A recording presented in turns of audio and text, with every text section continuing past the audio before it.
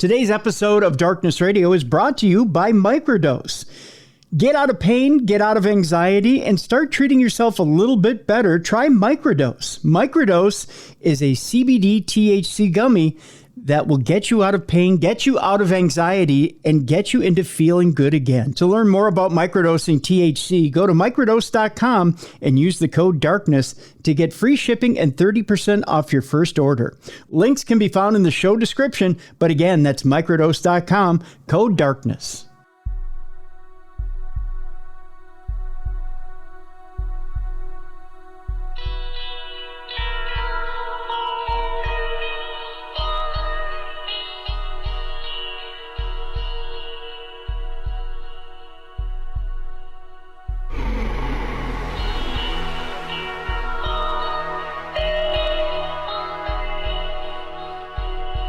Welcome in to the best in paranormal programming. This is Darkness Radio. It's a Supernatural News Wednesday, Cruiser and The Bruiser.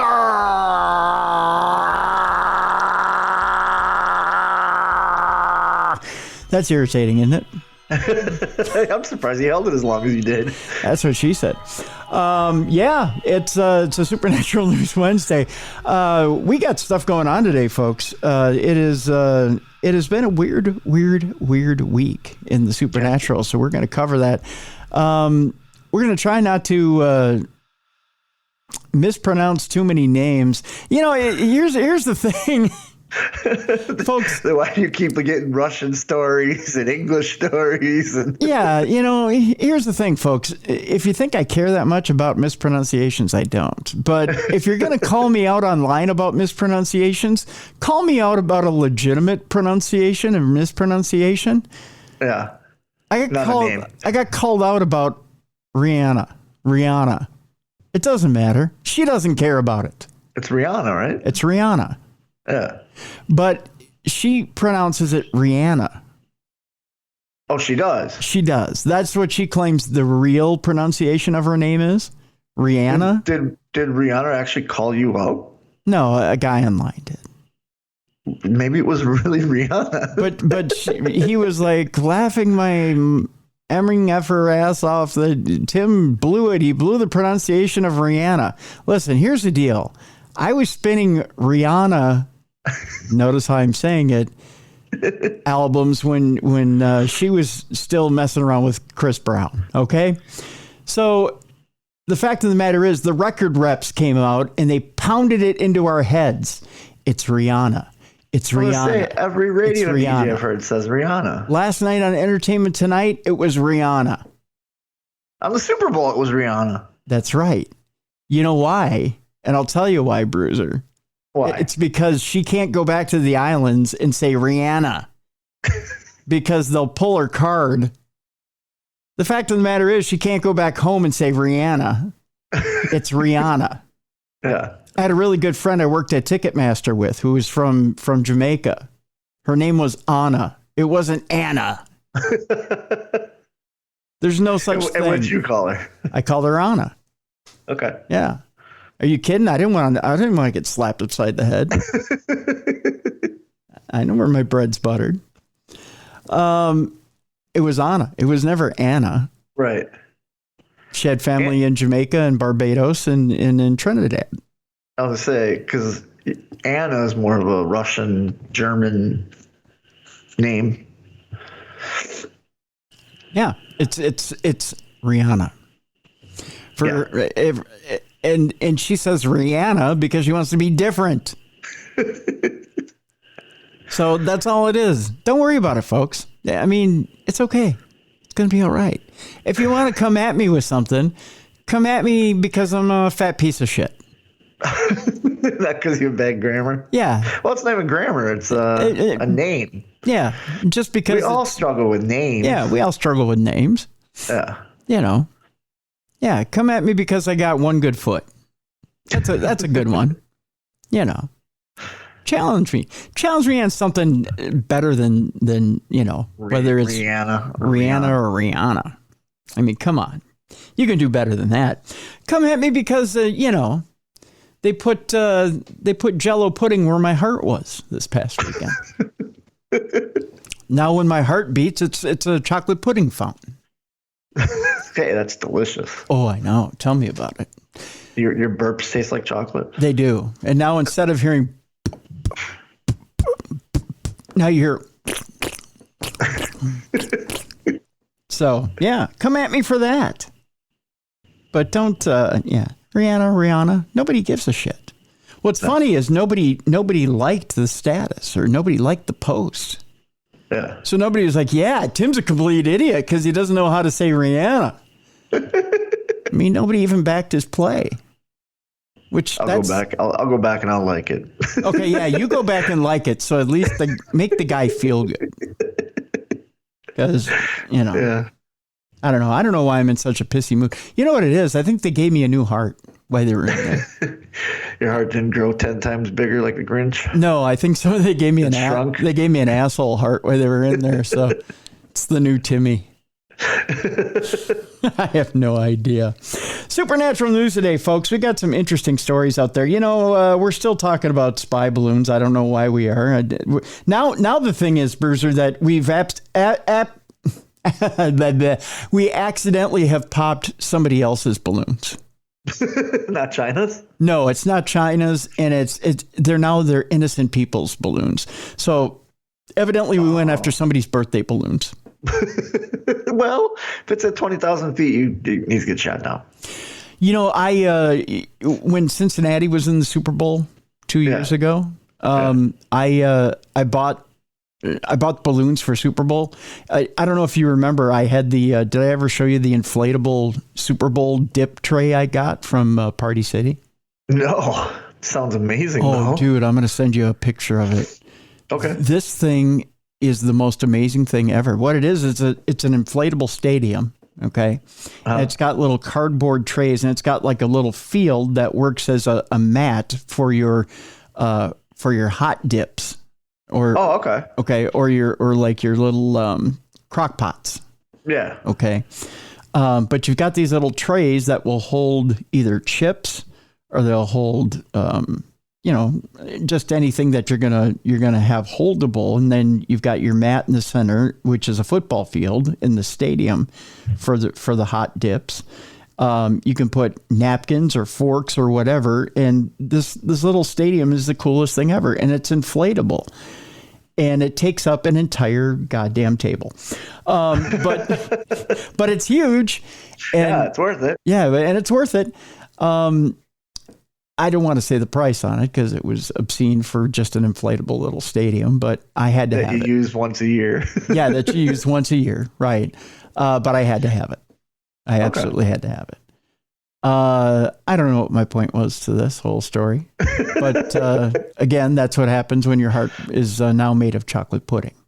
Yes. But yeah, it was. What was I? Where was I going with this, Bruiser? I have no idea. You lost me.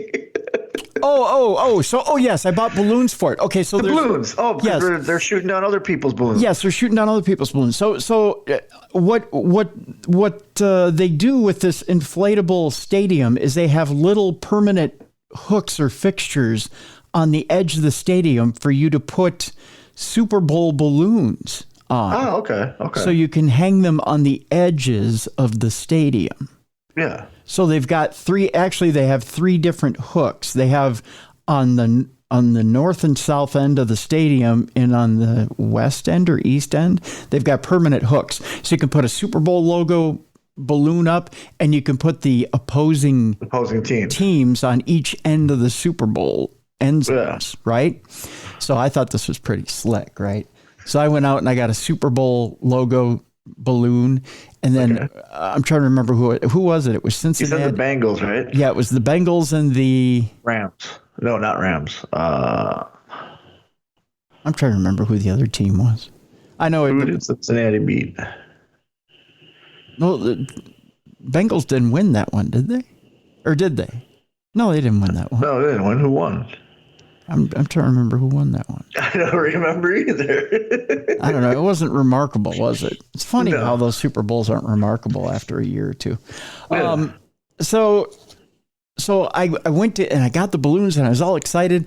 And okay, so I spent probably $40 on balloons because they never tie those damn balloons tight to the actual balloon itself. They just tie it real loose, right? Yeah. And it was a windy day here in Minnesota on that Super Bowl. So I buy 3 balloons, right? I bought the logo balloons for the teams, and I bought the Super Bowl logo balloon. And as I'm going to the van, I'm just about to the van, and I'm about to shove the balloons in very carefully into the van, and boom, they come off the strings. Oh, no, all 3? Rams. It was the Rams in Cincinnati. Okay, it was the Rams, yeah. And the Rams won. Yep. So the Rams and the Bengal balloons, boom, both of them come off the strings. And I've got the Super Bowl logo balloon. Yeah. I'm like, get out of here. And it did. The Bengals took off like you wouldn't believe. And in a matter of seconds, that thing has got to be 1,000 feet in the air. Yeah. And I'm like, oh my God, there it goes. And I'm like, look at it take off. Look at it soar into the stratosphere. Like Joe Burrow in his career is just taking off like there's no tomorrow. And the Rams one was kind of lower to the ground, kind of like Jalen Ramsey. I don't know. So I'm like, maybe I can still grab the Rams one. And I was trying to chase it through the parking lot on my little knee caddy, and I couldn't get to it. But that one eventually took off and eventually, got about 100, 200 feet up, and then it took off and went its own way. So now I'm thinking, okay, so here come these, F-22s or whatever they are, and they're shooting down random balloons. I'm thinking it probably took out my Rams and Bengals balloon from the other, from a couple of years ago. You don't think it was an Eagles Chiefs that happened to somebody? Like there's some guy out there who has the same exact dip container you have, and he had the same idea this year, and it was the Chiefs and the... It might be. The Chiefs and the Eagles go up there. I'm willing to bet it was probably that Bengals balloon because, man, that thing was going. You don't think it made it to space? No. So you think for 2 years it's just been hovering at 20,000 feet? Yeah, I think it. Okay. I think it made it. I think it made it to like Canada. For sure. And just chilled out. Just chilled out. It was there, and then boom, F-22 takes it up. There's a Stinger missile hitting it. Yeah, Stinger missile hits it, and then all of a sudden, good old Joe goes, "We got him," and he goes, "Holy shit, we didn't get him. It's a Bengals balloon. Don't tell him. Don't tell anybody." I think Biden and the boys are disappointed to know they got my Cincinnati Bengals balloon. So they owe you for that then?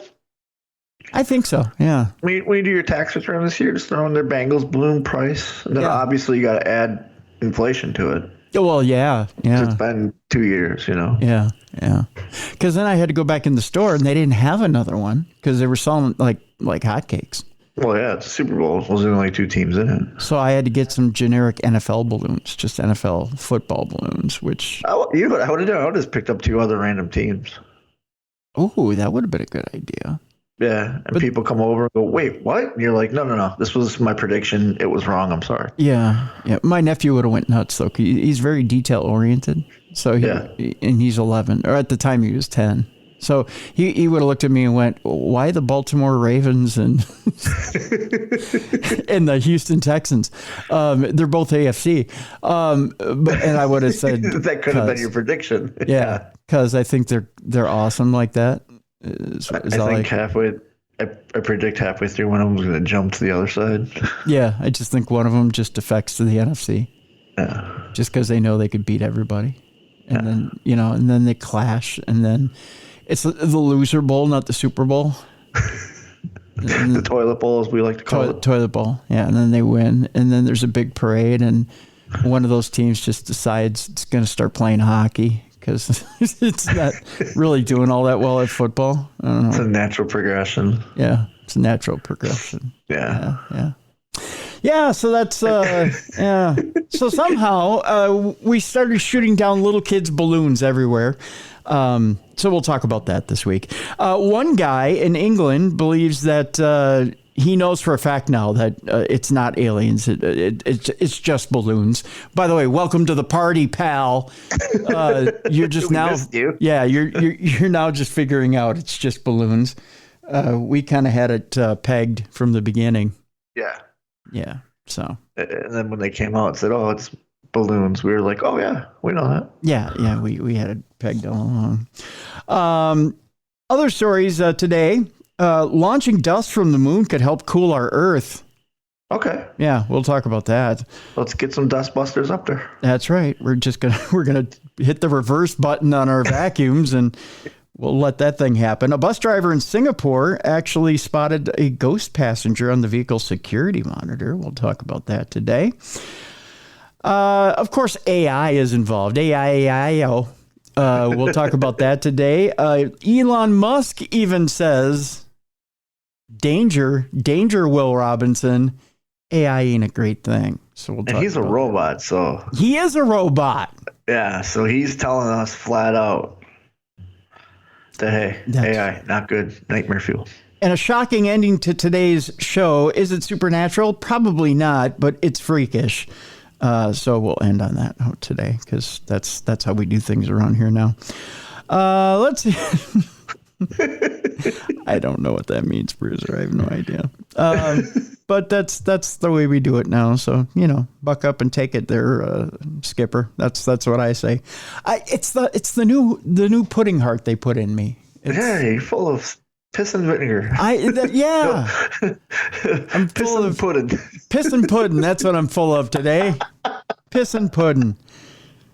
Which, by the way, is the name of my new album, Piss and Puddin'. It's coming out this fall on Arista Records. Spoken word album too, right? It is, yes. Yeah. Where I try to sing like William Shatner. Yeah, I was gonna say that's your William Shatner. Yeah. Piss and puddin', and piss. Let's start the news, shall we? A bloke, as it's put here from the Daily Star, who claims to be in touch with aliens, says the balloon scare has nothing to do with ET. Surprise! I'm glad the aliens cleared that up for us. That's right. And tell us more about who did it with a candlestick in the library there, Mr. Detective. Alien mystic Daniel Scranton, who claims to receive regular transmissions from an alien group called the Arcturian Council, which sounds like an 80s new wave band. I was going to say either that or it sounds like a Star Trek Federation. Yeah. Says he's spoken to them about the Chinese surveillance balloon panic, which sounds like their first album, The Chinese Surveillance Balloon Panic. You know something, Bruiser, Charlie? Like, I was in the record store the other day and I was like, listen, I need the new album from the Arcturian Council because they're so hot. And I'm wondering, if you don't have it already, can I pre-order the Chinese Surveillance Balloon Panic? Because it is going to be the album of the year. So I'm just wondering if you have that, the Chinese Surveillance Balloon Panic. That's going to be so rad. Wasn't that the name of the last Guns N' Roses album? Chinese Surveillance Balloon Panic. Yes, it was. Yeah. It was right after the spaghetti Western panic incident. Yeah. Yeah. Yeah. They were pretty good albums if you like trash. Yeah, the new Guns N' Roses was terrible. Oh, is KFC Buckethead still with them, or is it the original? No idea. It's not the original. Slash hasn't been with them for years. Duff isn't with. Are Duff's you sure? I think Slash got back together with. I think it's almost everybody now. Why am I doing this? Duff, by the way, are you seeing what I'm doing on Zoom? Yeah, I was like, what? What is Guns N' Roses doing? What the fuck is this? What am I doing? I'm actually doing the. I'm actually doing the two PPs pressing together thing. I don't know what that is. I don't know. Again, it's the pudding heart they put in me over the weekend. I'm going to need to see a psychiatrist after this show. I think. Yeah. I think they put a goldfish heart in me over the weekend. That's what happened. Okay, well.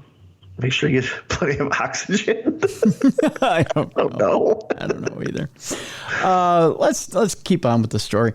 The International Balloon Panic, which is the second album by this group, which has seen unidentified flying objects shot down over the U.S. I wish they'd stop calling these balloons UFOs. Yeah, because they just say balloons. Yeah, just say we shot a balloon. Yeah. It pisses me off. Yeah, because they're identified now.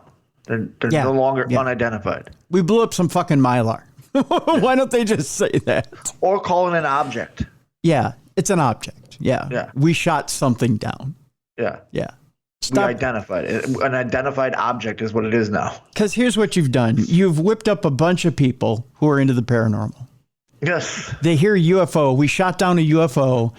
A bunch of people are now dancing in their living rooms. They're taking time off of work.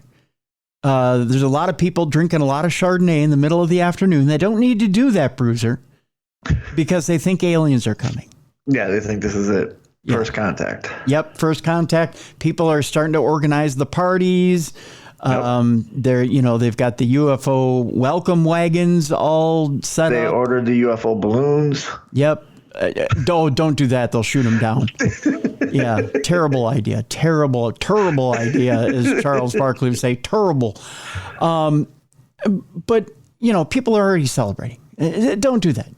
Don't call it UFO. Yeah. Not a UFO. Maybe a UBO. An unidentified balloon? Yeah, unidentified balloon object. Yeah. Sure, I'll go with that. Yeah, all right, good. All right, but don't they identify the balloons, though? They're weather balloons or spy balloons. But they're different types of balloons. Okay. It could be a kid's balloon. It could be a spy balloon. It could be, hot air balloon. Hot air balloon, yeah. Yeah, okay. Unidentified balloon object. Sounds good. UBO, yeah. And also, it's also code for like a coworker that never showers. So when you're in the UBO, so when you're talking to your coworkers and that one coworker walks by and kind of crop dusts you with their BO, you could just point at them and go, UBO, and thank you. You all can have that one for free. And they turn around and go, what? You're like, you heard about the UBO? Yeah, UBO. The balloons? Yeah, balloons. Yeah. They're shooting them down all over the world. Yeah, UBO. We're just showering them with ammo. Yeah, showering them with it, yes. It's like deodorant everywhere. Yeah, the smell is amazing. The smell of victory. We're cleaning up everything. That's right. We're cleaning it all up. So there's that. So get out of here, Stinky. I mean, wait. The international balloon panic, which has seen unidentified flying objects shot down over the U.S., Canada, and reportedly China. At least China says they're shooting down, or they've had balloons flying over them too. I think they just want to feel loved. Has left many people worrying about a potential alien invasion. But one person who isn't worried is alien mystic Daniel Scranton. And I use those words loosely. Alien mystic. How does one become an alien mystic? You got to pay $9.95. It's off a cereal box. You mail it in with a certain amount of box tops. Can't do it online, huh? No. It's an old-fashioned deal. Yeah. It's all analog. Daniel says he has been verbally channeling higher dimensional beings in collective since 2010. One of the groups receives messages that he receives messages from is the Arcturian Council.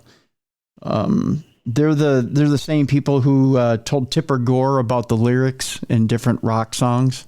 Yep. Yeah, and how it's bad. They also put the comic book code into effect. Yep, the comics code. Yep. Yeah, they're bad people. Daniel says that the council, a group of transdimensional beings from another plane of existence, have told him that the U.S. Air Force hasn't shot down any alien spacecraft. Well, no shit, Sherlock, really. Is he sure that this isn't just CNN? Yeah. Is this really coming from a council? I think the Arcturian Council is a CNN. It's like Adam Shepard or whatever his name is. Yeah. The octagonal object hovering over Michigan's Lake Huron that was shot down by a USAF F-16 was definitely not an alien spacecraft, the extraterrestrial told Daniel. I think they're the ones that live in his head. In fact, the USAF nearly didn't shoot down anything at all. Really? The first of the two $400,000 Sidewinder missiles. Did you hear this? That's how much these Sidewinder missiles cost that they're shooting down balloons with? Yeah, I'm like, okay, we should find a way to make those cheaper. Yeah, right. like maybe we could throw a water balloon at it. Like, hey, we got to lower the defense budget, huh? Well, let's work on making the missiles a little bit cheaper. Yeah.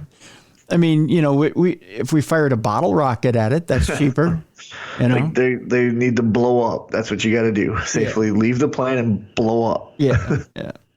So the first of the two $400,000 Sidewinder missiles fired at the mystery craft failed to connect with its target. So there's $800,000 out the window. Where do the missiles go? Into a house or a school or I don't know. Say, like, what happens to them when they miss? They just fly? They end up in a Gettysburg field somewhere. I don't know. No, this is why when that first spy balloon went across the country, they said, well, let's wait for it to get over water, because when you shoot and you miss. They just don't want missiles landing on people. Yeah, they don't want it ending up in somebody's backyard. Yeah. Because otherwise, surprise, you end up with a $400,000 Sidewinder missile in your backyard. Mommy, I went to go jump on the trampoline. Yeah, why are you here? Well, I need you to come look at the trampoline.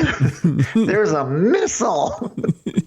I got a rocket ship for Christmas, Mom. Mom, you're the best. You bought me a rocket ship. Yeah. Son, I haven't bought anything. Then what's in my treehouse? It's right through the treehouse too, Mom.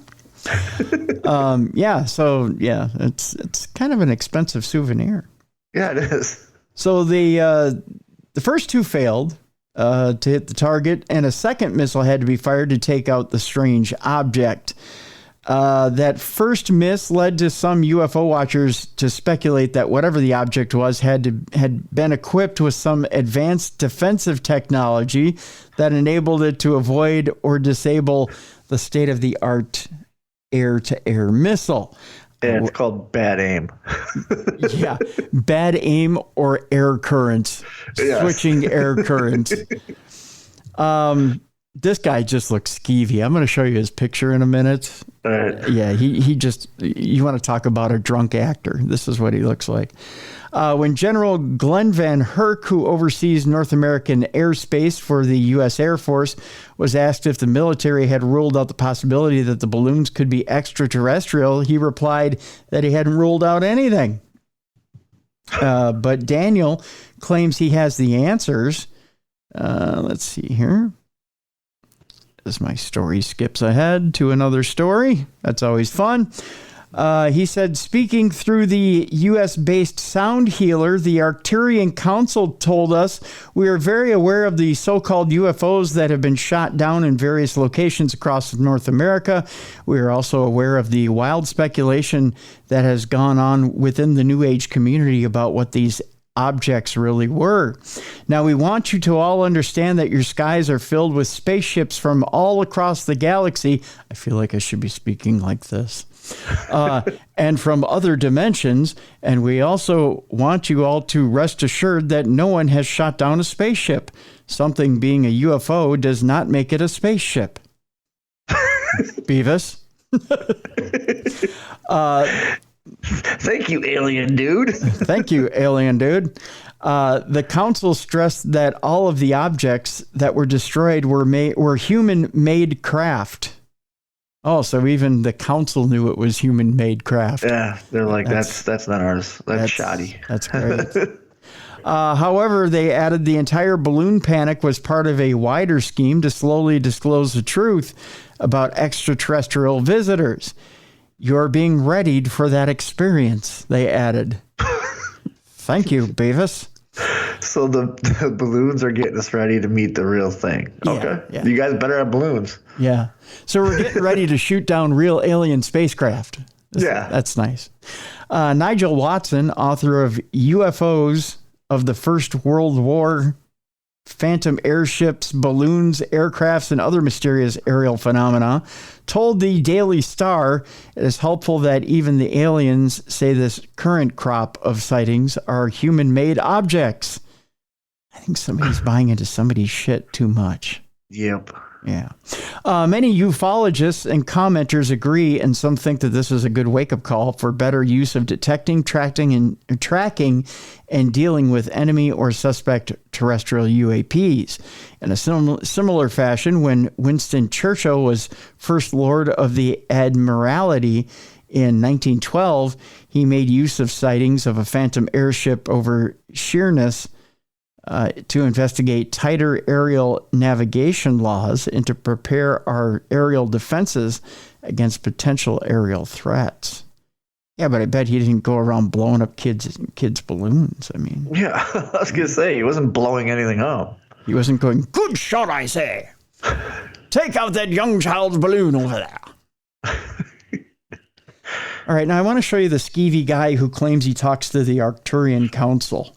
And tell me, this doesn't scream flim-flam man to you.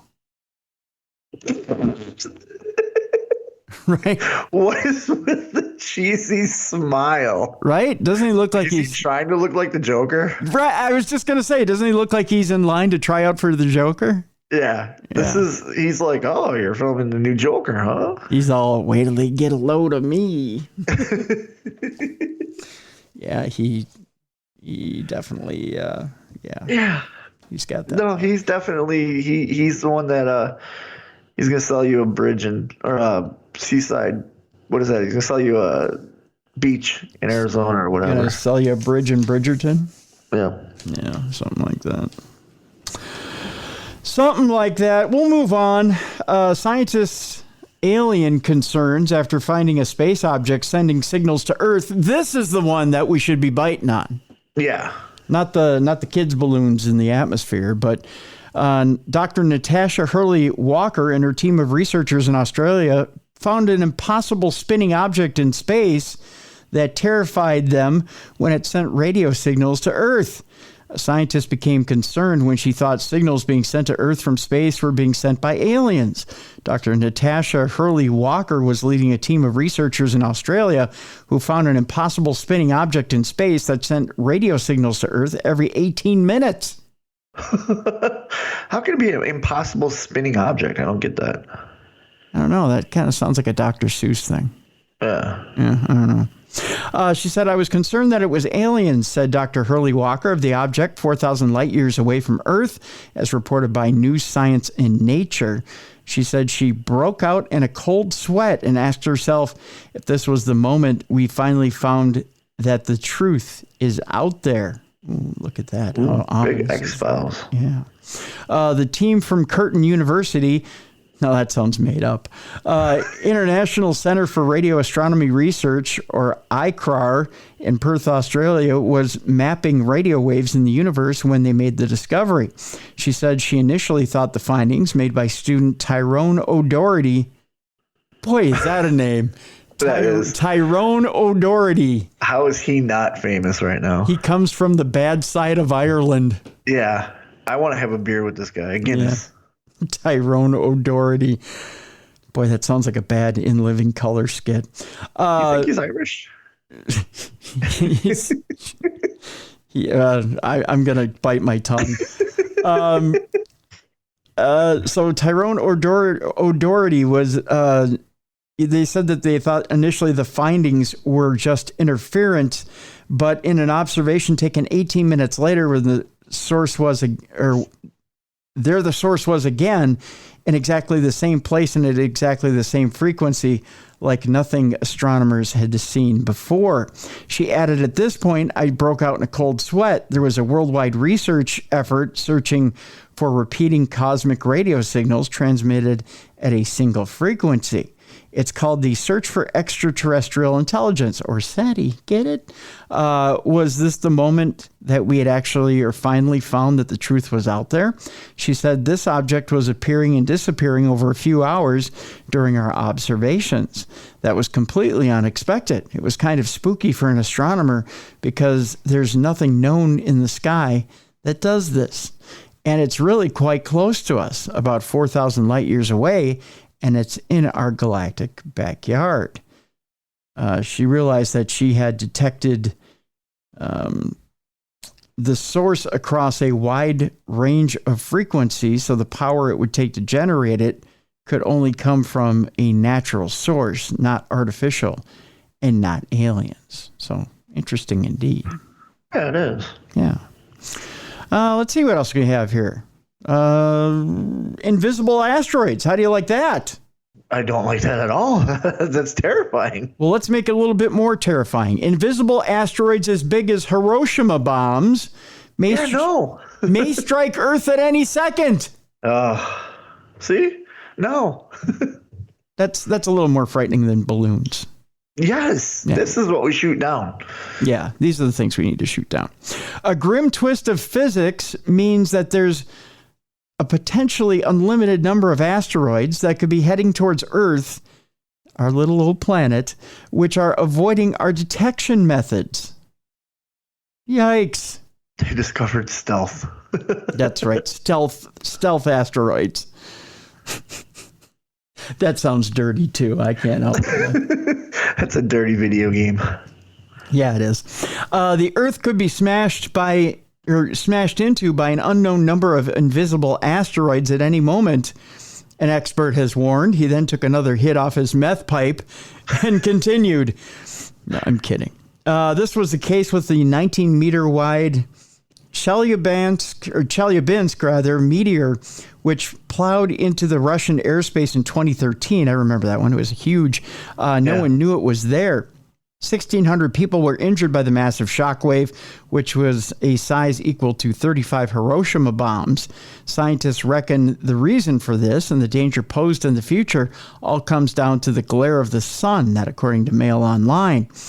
Those same experts say an unknown number of rocks could also be on the way toward Earth in just the same way. With so many injured by Chelyabinsk, a new system called Near-Earth Object Mission in the infrared is being worked on to give people advance warning to help them stay safe in such an event. Known as NEOMER, it is due to be released later this decade and will monitor things coming towards Earth from the direction of the sun. Richard Moisel, the European Space Agency's head of planetary defense, said asteroids the size of the Chelyabinsk meteor strike Earth roughly every 500 to 100. I'm sorry, roughly every 50 to 100 years. I'll get that right. I swear I will. He continued, injuries caused by airbursts or similar events could be prevented if people are informed of an oncoming impact and its predicted effects. With advance warning, local authorities could be able to advise the public to keep well away from windows or glass. NEOMER will sit between the Earth and Sun, well out of the way of the Earth's atmosphere. Writing in the journal Science,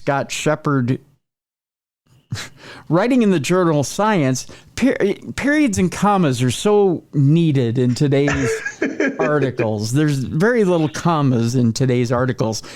Writing in the journal Science, Scott Shepard from the Carnegie Institution for Science in Washington, D.C., explained more and more near-Earth objects were now being discovered. He explained this was because historically telescopes were faced away from Earth to avoid the glare of the sun. But now new observations... You mean to tell me they're only facing one way? Yeah. I was going to ask you the same thing. Like, wait, they're not towards the sun. Oh, Jesus. So we're missing all the stuff that's coming at us from the direction of the sun? Yeah. Hey, guys, you want to see a UFO? Turn around. It's like that. I just picture all of a sudden they turn a telescope towards the sun, and there's a bunch of aliens that just put their hands in the air like, oh, hey, sorry. We're here. Jesus Christ. But now new observation equipment is being pointed in the other direction, finally, and allowing scientists to stop previously unseen asteroids. He said new telescopic surveys are braving the sun's glare. Braving the sun's glare. How brave of you. In searching for asteroids towards the sun during twilight. And we're not talking about sparkly vampires either. Can you imagine, like, first time they tried to put a telescope at the sun, the guy looks in the eyepiece. Oh, my eye. No, that hurts so much. Who brought drops? Yeah. We're not pointing it that way. I can't believe a little bit of glare stopped us from potential danger. I'm telling you, that's where all the aliens are. They're all stationed over there. It's like a scene from Star Wars where they pan over and there's all these Star Destroyers just lined up. Uneffing believable. Wow. And finally, before we go to break, launching dust from the moon could help cool our Earth, scientists say. We don't have to keep getting warmer because of climate change. Proposals to fight climate change by blocking sunlight aren't new, but some experts argue the answer lies a little bit closer to home. To prevent further damage to the planet, humans need to limit global warming to no more than 1.5 degrees Celsius above previous industrial levels, experts agree. In a new study, researchers explore an outlandish way to help do that, launching dust into space from the surface of the moon to shade the Earth. To say the least, this would be an advanced feat of engineering. In a paper published last week in the journal PLOS Climate, researchers used computer modeling to explore how such a strategy might work. The most promising technique they found involves launching a massive amount of dust from the moon's surface toward the first Lagrange point, one of 5 areas of space where the Earth's and sun's gravity cancel each other out. There, objects like a gargantuan cloud of moon dust essentially stay in place. The specks could block about 1.8% of the sun's light, equal to about 6 days of sunlight per year, but it would take a whopping 10 billion kilograms of dust annually to do so. That, according to the authors, attempts to block the sun from space are currently among the very least feasible engineering projects to combat climate change due to financial, technical, and political challenges. Chad M. Baum, a behavioral scientist at Aarhus University in Denmark, who did not contribute to the paper, tells the Washington Post's Kasha Patel in an email. Still, some have claimed that seeing these kinds of climate solutions being discussed might bring home the urgency of the situation we're in.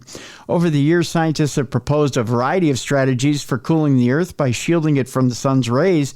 These range from deploying a cloud of small spacecraft to constructing a planetary sunshade that might stretch for thousands of miles. That writes Popular Science's Raul Rao. Researchers have also considered releasing aerosols into the atmosphere to aid cloud formation, but doing so could have unintended consequences, including impacting rainfall patterns and damaging the ozone layer. Using moon dust to block the sun has been proposed before. Theoretically, launching dust from the moon is easier than sending it from Earth because of the moon's weaker gravity. Benjamin Bromley, a co-author of the new paper and a theoretical astrophysicist at the University of Utah, tells CNET's Jackson Ryan. Moon dust could also be an effective shield. First, it can be pretty efficient at deflecting sunlight. And second, it turns out that the most efficient grain size is the most plentiful on the moon's surface, Bromley told CNET. But it could take decades for the necessary mining infrastructure and launching system to get set up on the moon. Aaron Tang, who has the most interesting last name I've read today, studies efforts to address climate change at Australia National University and did not participate in the research. It seems a lot of people in this article didn't do that. They're like, yeah, no, I'm good. Yeah, well, I'm good. I don't need to read the stuff. Writes in the conversation, and ejecting the dust would require incredible amounts of energy, more than the energy used in 20,000 Saturn V rocket launches, according to the paper. That's just too much. Beyond the technological challenges, there's the question of how mining moon dust would be governed and whether it's even legal. I think we'll leave this article at that point because it seems like we're grasping at straws. So they're not going to take my plan on just getting a bunch of industrial fans, line the moon with it, and turn them on. Oh, you know what? That seems more logical. I think you've got the idea there, Bruiser. Yeah, industrial fans. There we go. I mean, why not? Because what they're proposing is absolutely ludicrous. No, scientists have their heart's in the right place, but when it comes to actually, they're almost too smart for it. Yeah, they're like, it would take the energy of 20,000 Saturn V launches, but I think we could do it this way. Yeah. And you're like, come on, dude. Go up and have a bunch of people sweep. Yeah, just have people with brooms on the moon. You know what? Get every nation, fly up a spaceship, you line them up, and you see if you can do the longest burnout. Just kicking up. Oh, yeah. Kicking up dust. Burnouts with moon vehicles. Yeah. That'd be about it, too, wouldn't it? Yeah. Well, speaking of burnouts with moon vehicles, no, I'm kidding. If you want to keep from burning out, I've got something for you, Bruiser. You do? What do you got for me from keeping burning out? Folks, when we come back, we're going to talk AI. And you know what? The man himself, the man who supposedly came up with this whole gig, Elon Musk, is telling us AI ain't no good. And He's a robot. He knows. He's a robot. He knows, as Bruiser said. We're going to talk about it when we come back. And then at the end of the program, we're going to end it on a freaky note. I know we generally end it on a funny note, but today it's a little freaky. I can't tell you what exactly, but let's just say I don't think we can ever trust certain people ever again. That's coming up next. It's a Supernatural News Wednesday right here on the best in paranormal programming. This is Darkness Radio.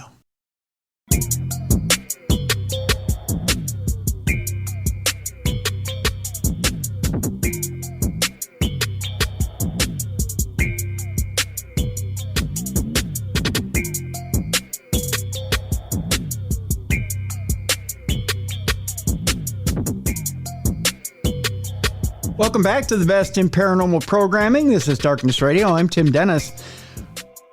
Bruiser, how many times while riding a bus, whether it be in your school life or your professional life? I used to drive school bus. Did you? I did for 2 years. You ever see a ghost while driving the bus? No, I have not. I've heard stories. You're about to hear another one. A bus driver in Singapore spotted a ghost passenger on the vehicle's security monitor while he was driving. Interestingly enough, that bus driver in Singapore was left unsettled when his security monitor showed what seemed to be a passenger on the upper deck of the otherwise empty vehicle. And when he went to investigate the situation, the ghostly figure was nowhere to be found, interestingly enough. That would be creepy. Yeah. I never thought how double deckers, they do have to have a security thing, don't they? Yep, absolutely. The eerie incident reportedly occurred last Friday morning at a bus depot as the man was finishing his overnight shift. Although the security system on the bus indicated that there was no passengers aboard the vehicle at that time, the driver was understandably taken aback when he looked at the screen and saw a dark figure sitting in one of the seats. Capturing the confounding moment on video, the man films the security monitor and muses, "It's too early for something supernatural to happen. How can there be someone upstairs?" Well, it's too early for this shit. That's right. It can happen anytime, bud. It can happen anytime. The bus driver then proceeds to the upper deck of the vehicle to confront the mysterious stranger, but quickly realizes that there's no one there. Irritated by the suspected paranormal passenger, the man is said to have cursed at the lingering spirit and ordered it to leave the vehicle so that he could finish up his work for the day.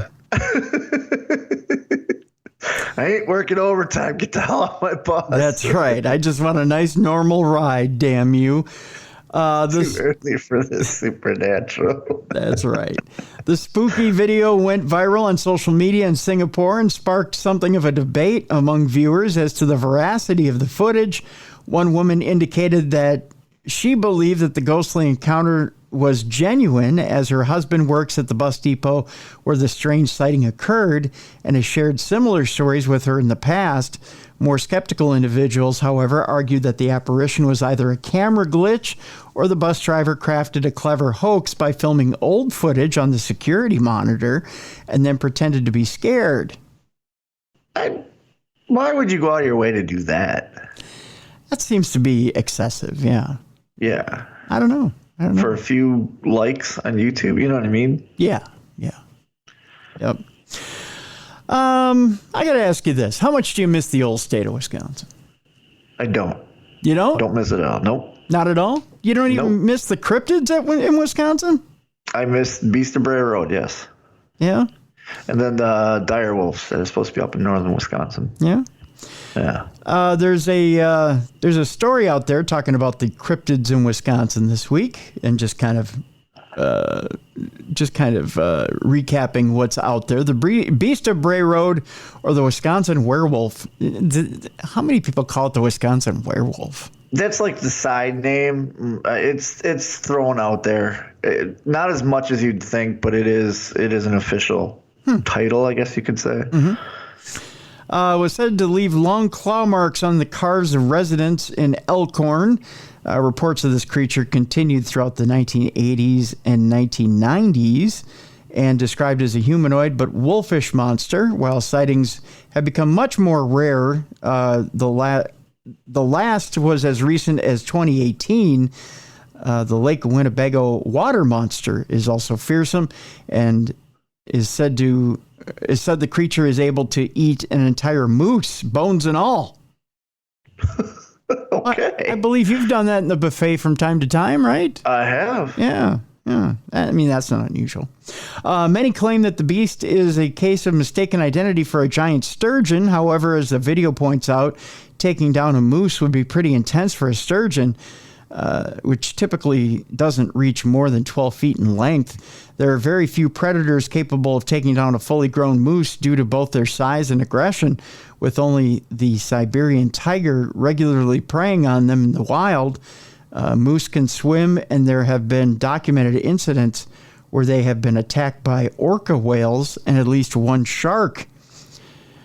I believe this is Bojo of Lake Mendota is another water monster.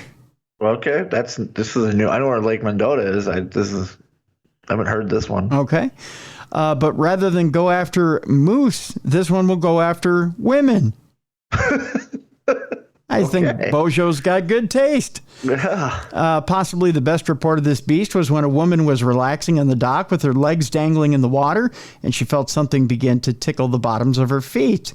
She looked over at her boyfriend next to her, thinking he was being playful, but he was asleep. She claims she looked back in the water to see the massive sea serpent licking her feet. Also, Bojo has a foot fetish. Yeah. Yeah. He's like, feet. Yeah, feet. The Baraboo Devil's Lake monster also claims home to Wisconsin, but it is described as tentacled and prehistoric looking. In 1950, a carcass washed up on the shore that left witnesses baffled. They said it had the body of a cow, but with 9 tails and hairs all over its body. While there has been many other cryptids said to be found in the state, the most popular and beloved by locals seems to be Hodag of Rhinelander. Hodag.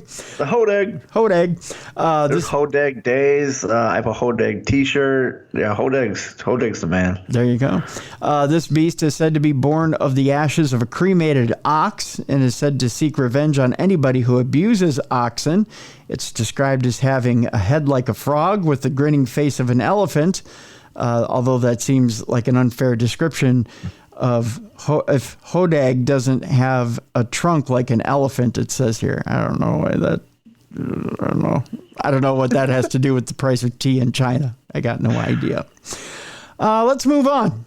What is Project Montauk and why aliens, time travel in the United States could be involved? Okay.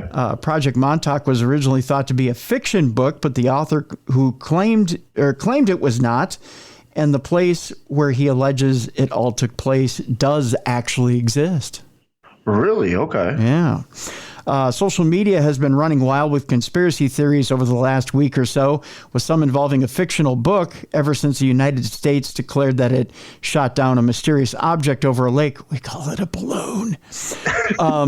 Project Montauk is believed to be a work of fiction, but its writer claims the time-traveling and human testing tales have truth to them, fueling conspiracy theorists after UFOs were shot down. Balloons! Just saying, Bruisers. It was balloons. Mm-hmm. Mm-hmm. It was balloons. The object shot down on Sunday, this past Sunday, February 12th. Well, actually, it's a little more than two Sundays ago. Was the third strange object in the sky shot down in the past few days, even with top-ranking intelligence officials stumped as to what that could be. It was a balloon. A conversation heard between the pilots hurtling through the air reveals their confusion. Now, if you've heard new video, there's new audio out there. Have you heard the new audio? No, not yet. As they're shooting down the balloon? No. They're actually questioning what it is they're shooting down. Oh, okay. Because they kind of realize it's a balloon. Yeah. And they're like, what are we really doing here? Like, why are we shooting balloons? Yeah, why are we shooting at balloons? One is heard saying, I wouldn't really call it a balloon. I don't know what. I can see it outside with my eyes. It's a balloon. It's a balloon. Military officials later described the object as an octagonal structure, but the pilot called it a container. It's a balloon. A balloon that contains helium. Yeah, it's a balloon. The lack of clarity as to what it is has sent users of sites such as Twitter and Reddit into meltdown. I don't know about meltdown. And flooded them with conspiracy theories. The bizarre theory, which involves time travel, teleportation, and mind control, contact with extraterrestrial life, and staging faked Apollo moon landings, first came to national attention in the 1990s via Preston Nichols. The writer produced a book called The Montauk Project, Experiments in Time, and told of time travel experiments taking place at the camp at the Camp Hero, which is found at the Montauk Air Force Base in Long Island, New York. The book claimed that experiments were conducted to do with teleportation, mind control, contacting aliens through a time tunnel, and injecting humans with a special serum in order to make metahumans, similar to comic book heroes and some villains. It was thought that the book was fiction. However, the site is real, and the author claimed he was periodically abducted and experimented on. He also claimed that his memories were repressed. The influence of this project allegedly continues to this day, with rumors around an old radar tower in the U.S. According to road trippers, at the epicenter of this conspiracy surrounded Camp Hero, it was a Cold War-era Sage radar tower. The imposing structure was once a mother station to a series of smaller manned radar towers located in the ocean along the East Coast. The network of towers is said to have afforded the U.S. government an extra 30 minutes of warning time in the event of an incoming Soviet nuclear attack. And a local is quoted as saying every 12 seconds, the radar tower would rotate and there would be animals freaking out and people getting headaches and bad dreams. And, people's electronic equipment would go haywire. The entire project has never been commented on by U.S. officials for obvious reasons, and it is thought that it was the original inspiration for Netflix hit Stranger Things, with Montauk supposedly being the original working title. So there you go. Okay. My thing is, if they're kidnapping you to experiment on you, once they're done experimenting on you, I'm pretty sure they're going to kill you. You would think. So you don't go out and write a book. Right. You wouldn't think they'd keep you around for too long. Yeah, or they'd monitor you so you couldn't put out a book. Right. Yeah, I wouldn't think that they'd, slip up and leave you around for days and days on end so that you could keep reporting on it or let the cat out of the bag. It's a great conspiracy theory, but yeah, that part lost me. Like, if they're experimenting on you, they're not going to let you live. We had a guest, or go out in public. We had a guest on, I believe it was Project Montauk years ago, who was on the show, who said he had studied Project Montauk for many, many years, had all this information. And then when we had asked him where he maintained or got all that information from, where he had farmed it all from, he said, well, I got it all from the internet. We're like, really? And he goes, yeah, got it all from the internet. We're like, oh, okay. He said, yeah. And we're like, oh. And then we asked him, and did it ever dawn on you that all of that was made up? And he said, well, they would never do that. They're honest on the internet.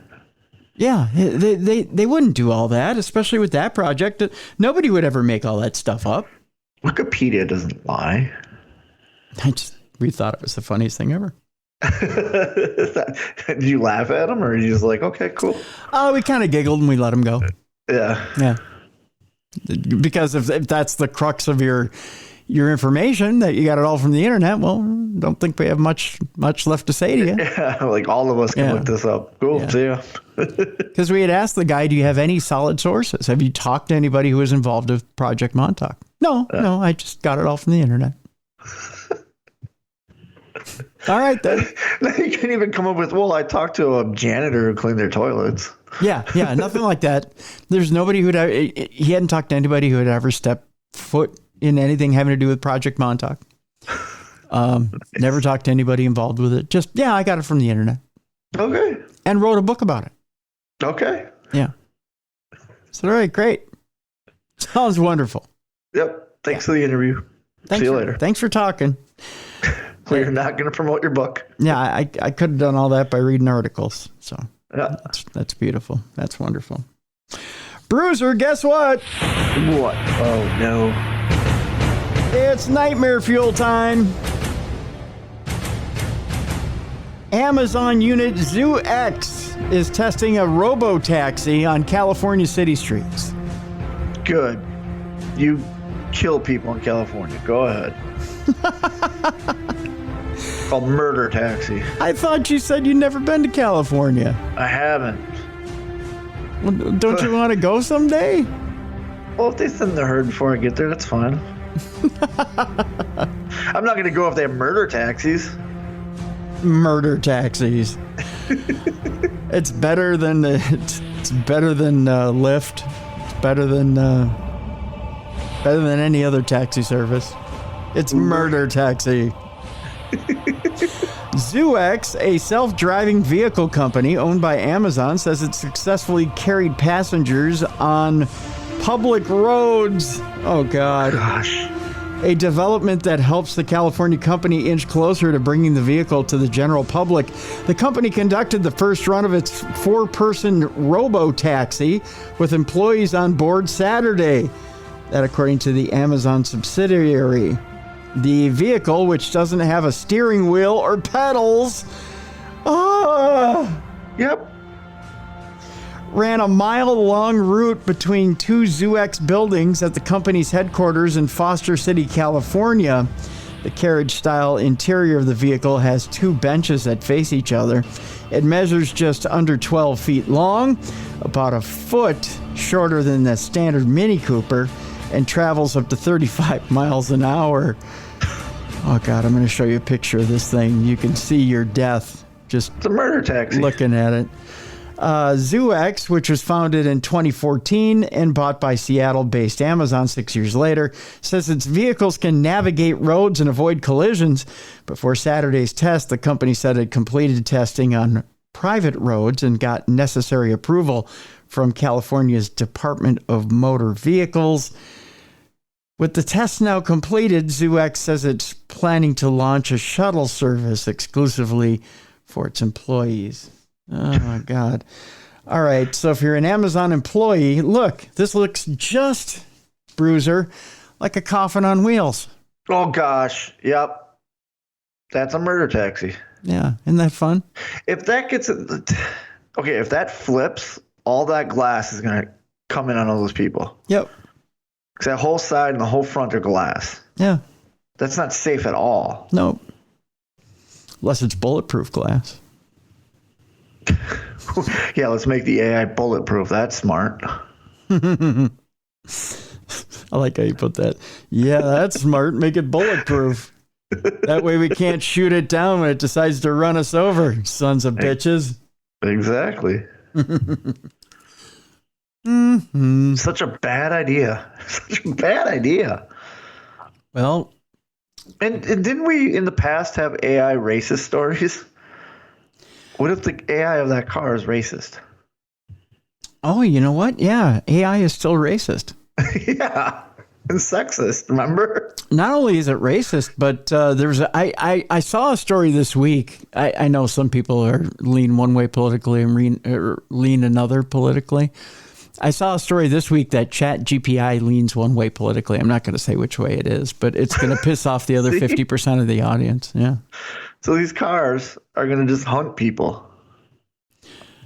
If you thought that was scary, Bruiser, are you ready for this? Oh, yeah. Here's the one that's going to get you, buddy. Are you ready? Here's the one. A military AI program successfully piloted a live F-16. Good for you guys. Way to go. Way to go. You guys are making my week. Yeah. The We got defense murder taxis. Now we got murder F-16s. murder planes. The Defense Advanced Research Projects Agency, or DARPA, just announced that their AI pilot program, ACE, which stands for Assholes Killing Everybody.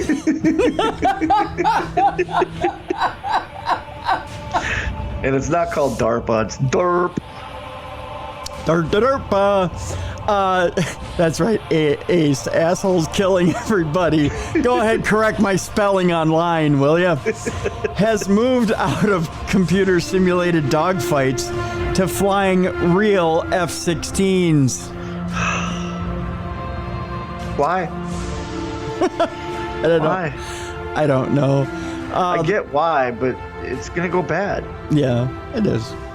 The flights occurred at Edwards Air Force Base in California, and a safety pilot was on board the plane just to bang against the glass and scream. This thing just said it's going to kill me. Actually, he was there to take control if anything went wrong, but nothing did, according to them. Air Force Lieutenant Colonel Ryan Hal Heffron, the DARPA program manager for ACE, again, assholes killing everybody, said, "We conducted multiple sorties, or takeoffs and landings, with numerous test points performed at each sortie to test algorithms under varying starting conditions against various simulated adversaries, and with 2 simulated weapons capabilities. We didn't run into any major issues, but did encounter some differences compared to simulation-based results, which is expected or to be expected when transitioning from virtual to live. In 2020, the ACE AI defeated experienced human Air Force pilots in simulated dogfights every time." Yeah, see? Look at that. Perfect. Way to go. Yeah. Now, when it turns on us, what are we going to do? Well, we're going to die every time. Which is very different from the other DARPA AI test, where Marines easily defeated the bot by wearing cardboard boxes. That's just stupid AI. Stacy Pettijohn, the director of the defense program at the Center for a New American Security, told The New Yorker, "The ACE program is part of a wider effort to decompose our forces into smaller, less expensive units. In other words, fewer humans and more expendable machines." DARPA calls this mosaic warfare.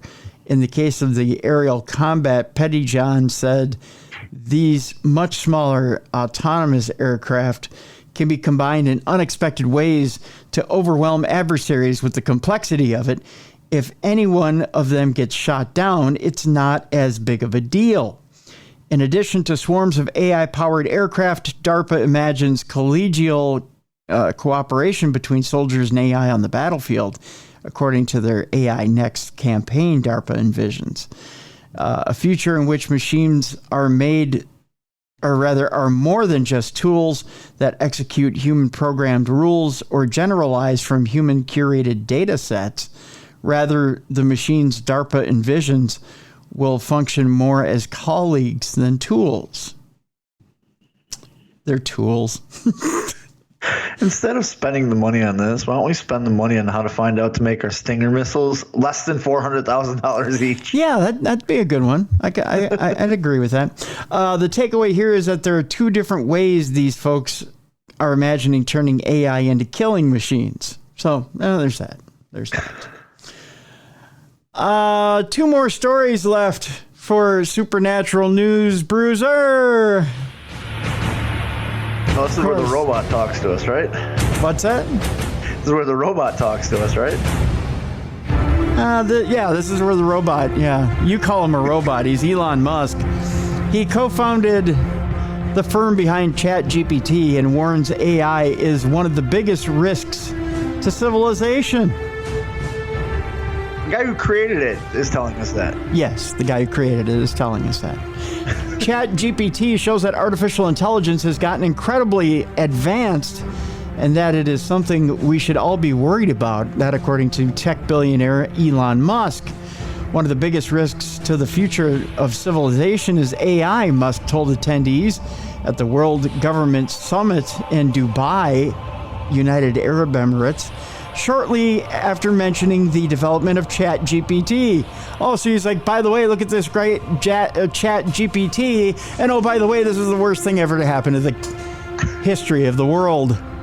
Hey, check out this program. Oh, by the way, the end of the world is this program. Yeah. So there you go. Musk said it's both positive or negative and has great promise, great capability.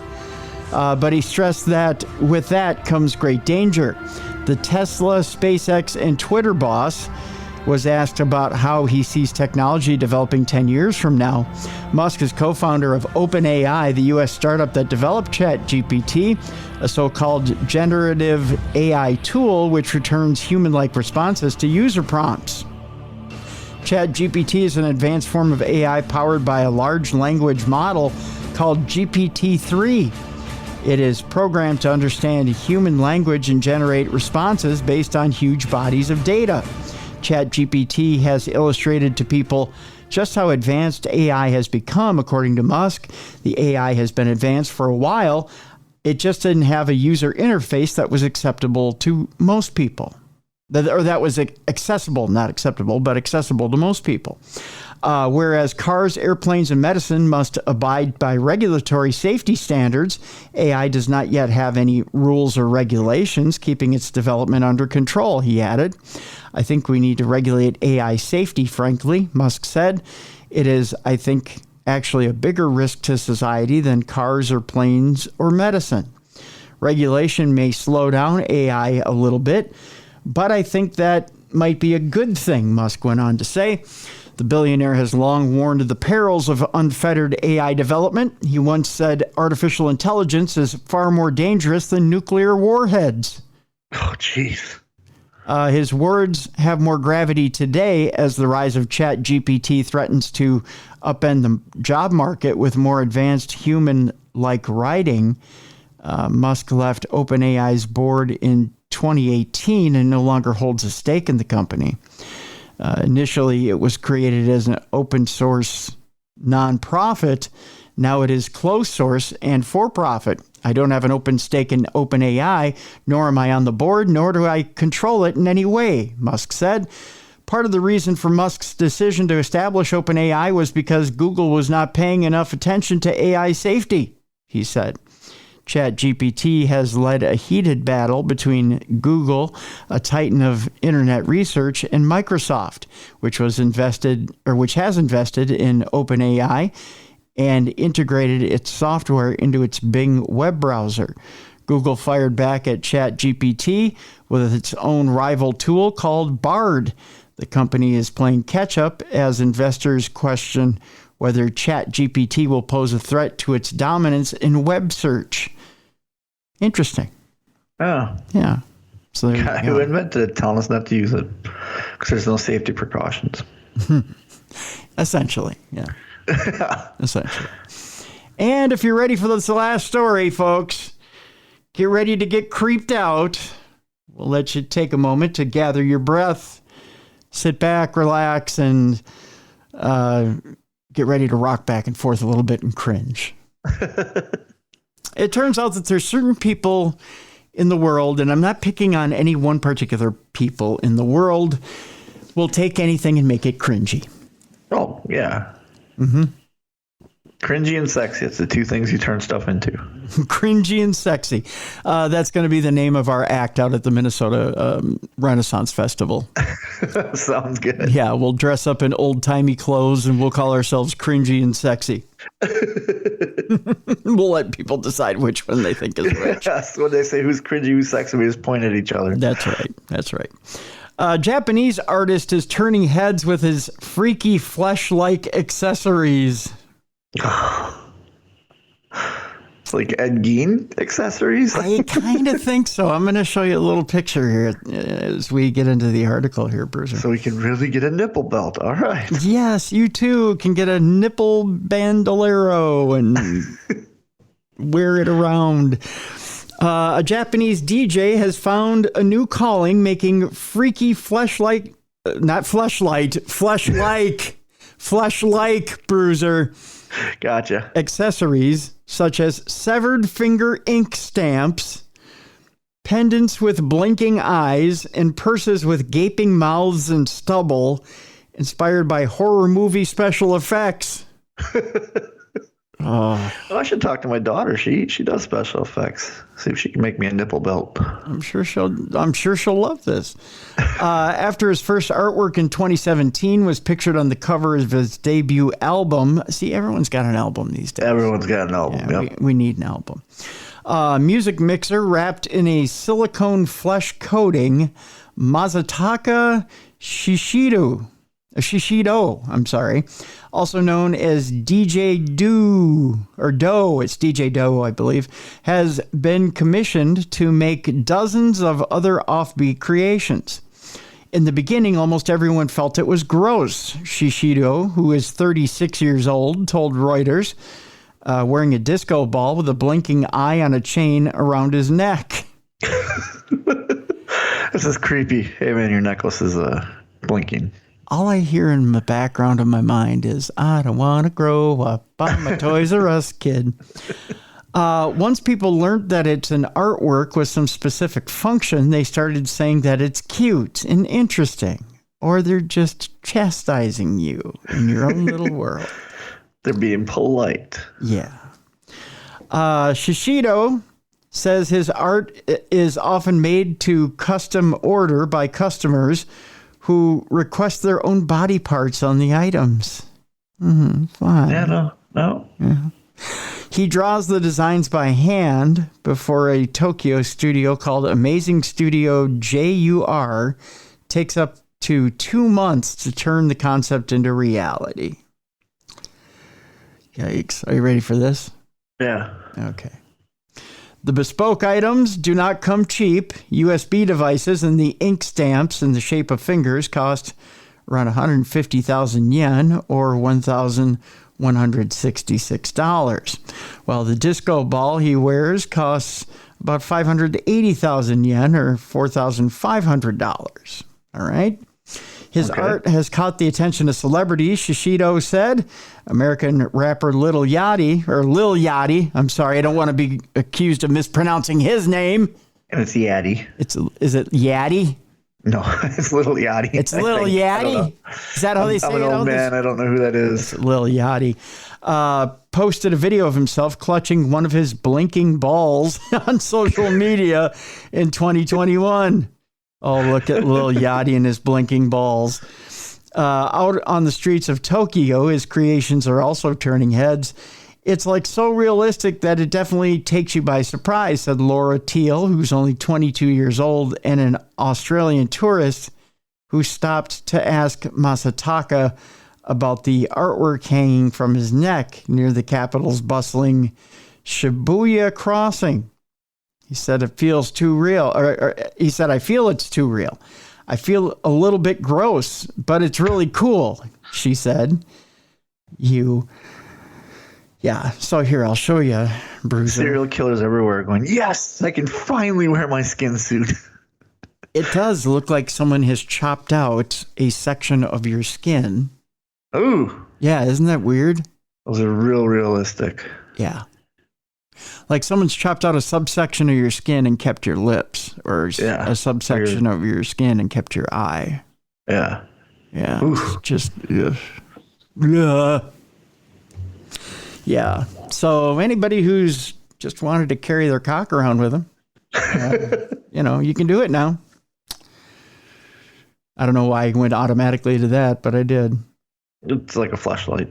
It's like a flashlight. Yes, there you go. Like a flashlight. So that'll do it for today for Supernatural News. I have to do it twice, like a announcer, like an overhead announcer. Yep.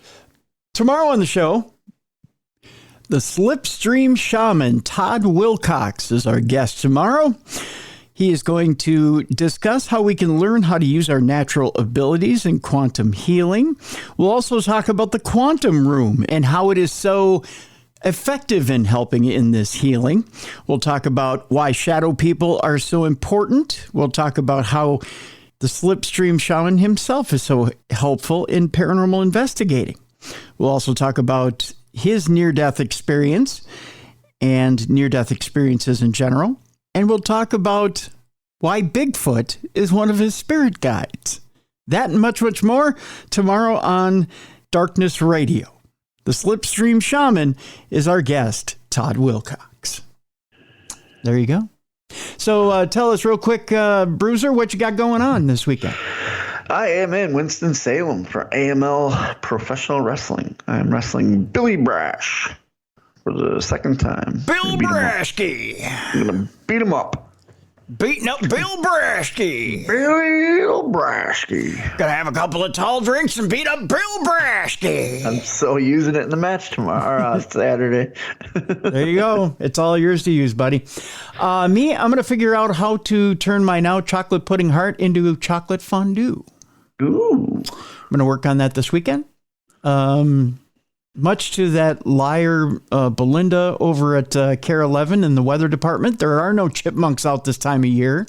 Last week or the week before, she said, early chipmunk risers are out there now, so the chipmunks are out now. Chipmunks don't come out until April. Yeah. Like late March, early April. So she lied to me. So Belinda, you lied to me over there at Care 11. So I can't sit out and hang out with my chipmunks this weekend. So yeah, I'm gonna figure out how to turn my heart into a fondue fountain. Okay. Yeah, so I'm gonna do that this weekend. Let's see.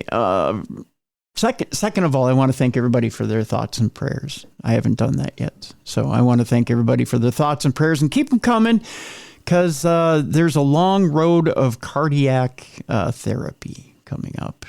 And and there's some other things going on here. So keep your thoughts and prayers coming. I appreciate it. It's tough to get through these shows right now. I'll just put it that way. You're doing great. But thank you.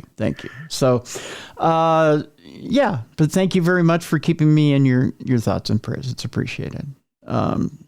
But join us tomorrow. Thank you so much for joining us again today, folks, for Supernatural News. Again, Parashare. We need your Parashare stories. If you have Parashare stories, either send an email to tim@darknessradio.com, or you can simply go to darknessradioshow.com. There's a blue button on the right-hand side of the website. Click on that blue button. You've got a 2-minute audio loop, for lack of a better term, where you can tell your story. If you need more than 2 minutes, just click on it again and leave another 2-minute loop. I'll piece those together and we'll play your story right here on the air, and Bruiser and I will weigh in on it. So send us your Parashare stories. We need those Parashare stories. We want to start playing them again here on the show. So do that during the weekend, and we'll play them here next week on Supernatural News. For Beer City Bruiser, I'm Tim Dennis. Thank you so much for tuning in to the best in paranormal programming. This is Darkness Radio.